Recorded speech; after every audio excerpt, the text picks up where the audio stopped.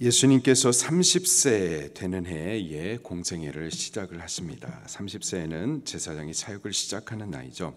그 30세 되는 해에 맞춰서 예수님께서는 제사장 중에 제사장의 직무를 가지고서 공생애를 시작하십니다.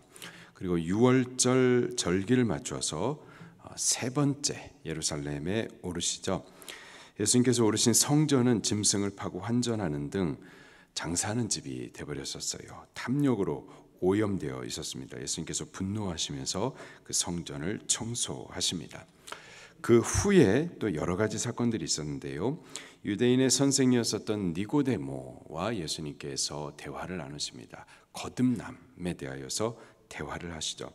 또 세례 요한이 헤롯을 찾아가지고 그 죄악에 대하여서 지적해주면서 회개해야 된다, 회개할 것을 외쳤다가 투옥이 됩니다. 또 예수님께서 유대에서 갈릴리로 돌아가실 때에 보통은 이렇게 돌아가야 되는데 통과합니다. 그 사마리아를 일부러 통과해서 그 사마리아 수가성 우물가의 여인을 만나세요. 남편 5이 있었는데 참된 만족을 찾지 못하고 늘 갈증하던 그 여인에게 속에서부터 솟아나오는 생명을 주는 그 샘물을 마시게 해 주시죠.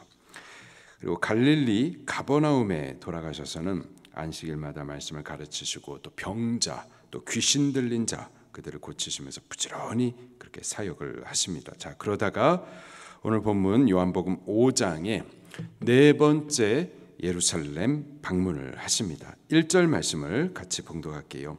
시작. 그 후에 유대인의 명절이 되어 예수께서 예루살렘에 올라가시니라. 본문의 유대인의 명절은 불임절을 말합니다. 불임절은 유다 나라가 망하고 바사 나라의 통치를 받고 있었을 때에 있었었던 그 구원의 한 사건을 기념하는 절기죠. 그 구원의 절기에 맞춰가지고 예수님께서 예루살렘에 올라가십니다. 성 안쪽에 잔치가 한참 벌어지고 있습니다. 그러나 예수님께서는 그곳 말고 오히려 그곳에서 떨어진 베데스다 연못을 찾아가십니다. 그곳에 각색 환자들이 자리를 틀고 누워가지고 물이 움직이기만을 기다리고 있었어요. 아무 때라도 천사가 와가지고 물을 움직이면은 빨리 먼저 들어가는 한 사람이 그가 어떤 병에 있었든 다 나음을 받는다라고 하는 그 집 복음을 듣고서 헛된 믿음으로 병 낫기만을 그렇게 바라고 있었습니다. 그 중에 38년 된 병자가 있었습니다. 병든 지 38년이 된 거예요. 오래 병들어 있었습니다. 너무 오래 병들어 있어가지고 내가 뭐 병이 나을 것이라는 믿음이 없고 간절함도 없었어요. 또 주변에 다 병든 사람들 뿐이었고 병든 사람들하고만 가까이 교제하다 보니까는 그게 그냥 정상인 양 나름대로 적응해 가면서 병든 채 저주에 잡힌 채 그렇게 살아가고 있었습니다. 그 38년 된 병자를 예수님께서 만나주세요. 그를 가까이 하시더니 그에게 명령하십니다. 8절 말씀에 내 자리를 들고 걸어가라. 너 자리를 들고 걸어가라. 그러자 고침을 받아요. 9절 말씀에 그 사람이 곧 나아서 자리를 들고 걸어가니라. 예수님께서 병 고쳐주시는 방법이 다양합니다. 다양한 방법들이 있었는데요. 갈릴리 지역에서 귀 먹고 말 더듬는 이 병자를 예수님께서 고쳐주실 때 손가락으로 그 막혀있는 귀에다가 꼽아놓고 또 손에 침을 뱉어가지고 그 혀를 뽑아가지고 대십니다. 좀 이상하죠?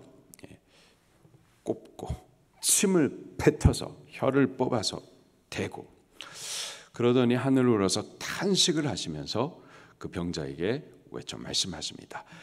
에바다, 뜻은 열려라 라는 말씀이에요. 그때 그의 귀가 열려서 듣게 됩니다. 그리고 그 어두운했었던 그 혀가 풀려서 말이 열리게 됐었어요.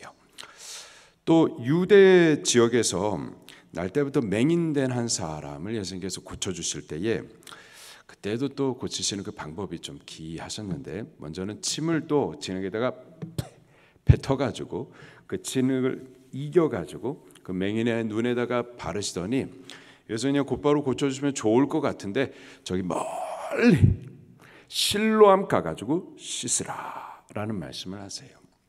침을 뱉을 때 벌써 기분 나쁘잖아요. 근데 그걸 갖다가 이겨가지고 맹인의 눈에다 바르고 그 눈에다가 침이 섞여 있는 진흙이 발려지는 거, 이거 자체가 기분 나쁘잖아요. 근데 여기서 고쳐주시는 것도 아니고 지금 진흙이 얼굴에 묻어져 있는 상태에서 저기 멀리까지, 맹인이 저 멀리까지 더듬더듬 찾아가는 것이 쉽지가 않습니다. 예수님께서 좀 쉽게 고쳐주시고 또 너무 기분 나쁘지 않게 좀 고상한 방법으로 이렇게 고쳐주시면 좋을 것 같은데 그렇지 않았었어요. 그런 경우와 비교해가지고 38년 된 병자를 고치시는 방법은 굉장히 좀 양호했었습니다. 3가지 명령이었어요. 일어나라, 자리를 들고 걸어가라, 이 명령이었었습니다. 근데요, 이 3가지 명령은 치료를 위한 명령이 아니었었고요, 오히려 치료를 위한 명령이 아니었었고, 오히려 치료받은 이후에 행할 일들, 치료받은 이후에 취할 행동을 명령을 하신 거예요. 너 고침을 받았으니, 이걸 위해 고침을 받기 위해서 이렇게 해라, 이게 아니고요, 너 고침을 받았으니 그 병든 자리에 너 계속 누워있지 말고 일어나라 라는 명령인 거예요. 고침받았으니 너 그 누워있었던 자리 그거 치워버리라 라는 뜻인 거고요. 고침받았으니 그 병든 자리에 머물러 가지고 병들었을 때처럼 거기 앉아가지고 원망하고 좌절하고 슬퍼하고 우울해하지 말고 그 자리를 떠나가지고 이제는 기뻐하고 감사하고 찬송하고 예배하고 증거하는 생명의 자리로 옮겨가라, 그쪽으로 나아가라 라는 명령인 거죠. 여러분, 예수님 믿으십니까? 그가 십자가 위에서 피 흘려 죽으심으로 우리 모든 죄를 씻으신 사실을 믿으세요? 그가 죄, 사망, 마귀를 이기시고 부활하심으로 구원을 다 이루어 주신 것을 믿으십니까? 그러면 우리는 의롭다함을 이미 받은 거예요. 다시는 정죄함 없습니다. 더 이상 마귀의 권세가 우리를 주장하지 못해요. 그러니 마귀의 참소에 눌려있지 마십시오. 예수님 믿으면은 정죄함 아래 다시 묶여있지 마십시오. 일어나세요. 나의 죄악, 나의 실패, 나의 수치, 그 나의 그 정죄함, 나의 그 자리, 그것을 좀 치워버리시고 내가 한 것 말고 주께서 나를 위해서 대행하신 일들, 십자가로 이루신 복음, 부활의 승리, 주께서 나를 위해서 대행하신 그 복음의 일들을 기뻐하고 찬송하고 감사하고 예배하고 그 은혜를 전도하는 생명의 자리로 걸어가십시오. 그게 고침받은 후에 취할 행동이고요, 구원받은 성도가 누리는 담대함인 겁니다. 38년 된 이 환자가 예수님의 명령을 따라서 나음을 받고 자리에 일어나서 그 자리를 들고 걸어갑니다. 이날이 안식일이었어요. 그러자 유대인들이 일이 옳지 않다라고 시비를 걸어요. 10절 말씀입니다. 시작. 유대인들이 병난 사람에게 이르되 안식일인데 내가 자리를 들고 가는 것이 옳지 아니하니라. 38년 병들어 있던 사람입니다. 38년 만에 그 질병에서부터 안식을 얻었어요. 그런데 유대인들이 안식일 날에 자리를 들고 가는 것 옳지 않다라고 해요. 안식일에서는 일하면 안 되는 거니 너 거기 계속 누워 있어라, 그것이 맞다라고 말을 해요. 병든 자가 나음을 받는 것, 이게 옳은 게 아니라 거기 지금 계속 누워 있어야 한다, 이렇게 지금 말을 하는 거죠. 예수님은 뭐라고 말씀하시는데요? 11절입니다. 시작. 대답하되 나를 낫게 한 그가 자리를 들고 걸어가라 하더니, 예수님은 자리를 들고 걸어가라 이렇게 말씀을 하시죠. 누구 말이 옳을까요? 누구의 말을 따라야 되겠어요? 예수님의 말씀이 맞고 예수님의 말씀을 따라야 하죠. 예수님의 말씀을 따라서 일어나서 자리를 들고 걸어가야만 합니다. 안식일은 안식을 주시는 날이죠. 예수님이 안식의 주인이십니다. 그가 우리에게 안식을 주시는 분이세요. 질병으로 고통당하는 이들을 그 질병으로부터 고쳐서 안식해 해주시는 치유자, 그리고 마귀에게 묶여있는 이들, 또는 우울증, 공황장애, 중독으로 포로된 자들, 거기서부터 자유와 해방을 주어서 안식해 해주시는 분, 그분이 바로 예수님이십니다. 우리 인생의 모든 문제는 사실 죄 문제죠. 죄로 인하여서 아파하고 슬퍼하고 죄의 저주에 묶여가지고 고통당하고 또 죄의 싹스로 결국은 죽어 지옥 가야만 합니다. 그 죄로부터, 이 죄의 저주에서부터 우리를 건져서 안식해 주시는 분이 바로 예수님이세요. 그가 안식을 주시기 위해서 이루신 사건이 바로 십자가입니다. 그가 그 십자가에서 이렇게 선언하세요. 내가 다 이루었도다. 그가 우리의 죄 문제를 다 해결해 주셨어요. 그리고 이제 명령하시는 겁니다. 너 고침 받았다. 너 문제 해결 받았다. 그러니 일어나 너 자리 들고 걸어가라 라는 거예요. 그가 다 이루셨어요.